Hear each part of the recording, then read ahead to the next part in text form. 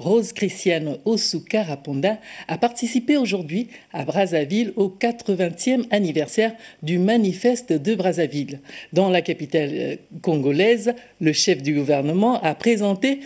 représenté le président de la République, Ali Bongo Ondimba, le déroulé de la cérémonie dans ce compte-rendu de Priska Mugula et Igor Ovunza. C'est une commémoration historique à laquelle a pris part Rose Christiane Osuka Raponda en qualité de représentant du président de la République Ali Bongo Ondimba au 80e anniversaire du Manifeste de Brazzaville. Aux côtés des chefs d'État Denis Sassou Nguesso, Félix Tshisekedi, Idriss Déby Itno, Faustin Archange Touadéra, ainsi que des représentants du Cameroun, de la France et le secrétaire général de l'Organisation internationale de la francophonie, l'envoyé spécial du numéro 1 gabonais a participé à la cérémonie d'ouverture du colloque international avec pour thème De Gaulle et Brazzaville, une mémoire partagée entre la France, le Congo et l'Afrique. Le colloque de Brazzaville, qui coïncide avec les célébrations du 60e anniversaire de l'indépendance de nombreux pays africains, est l'occasion de revisiter et de valoriser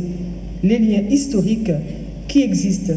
entre la ville de Brazzaville et la France libre. C'est aussi, sans aucun doute, l'opportunité pour les générations actuelles d'en apprendre davantage sur le processus politique et socio-économique qui a conduit les colonies françaises d'Afrique subsaharienne vers les indépendances. Le 27 octobre 1940, le général de Gaulle lance à Brazzaville, capitale de l'Afrique équatoriale française, un manifeste annonçant un conseil de défense en faveur de la France libre en union étroite avec ses alliés. La conférence de Brazzaville fut en effet le départ d'une perspective nouvelle pour l'Afrique, en ce sens qu'elle posait les bases d'une nouvelle politique coloniale en ouvrant le champ politique à l'élite naissante de l'Afrique équatoriale française. Cette page nouvelle de la relation entre l'Afrique et la France se matérialisa progressivement avec l'arrivée des députés africains à l'Assemblée nationale française.